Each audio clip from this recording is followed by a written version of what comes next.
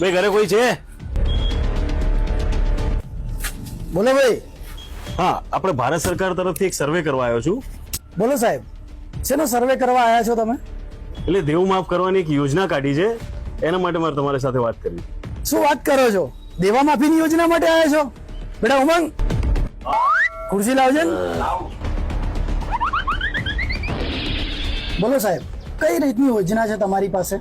આમાં કેવું છે, ભારત સરકારે દેવ માફ કરવાની એક યોજના કાઢી છે, પણ એના માટે તમારે મને બધી વિગત આપવી પડશે. તો તમને શેની વિગત જોઈએ તમારે? તમારે જે જે દેવું હોય એની વિગતો મને આપવી પડશે. બરોબર છે. તો હવે તમારે બેંકની કોઈ લોન ચાલે છે? હા ચાલે છે ને, કેટલી હશે? 5 થી 7 લાખ. 5 થી 7 લાખ. પછી માર્કેટમાંથી કોઈની પાસે લીધેલા હોય વ્યાજે કે હા છે ને, લીધેલા છે. કેટલા છે? એમાં 3 લાખ હશે. 3 લાખ છે. પછી આપણે જમીન કે ઘર પ્રોપર્ટીમાં છે તમારે?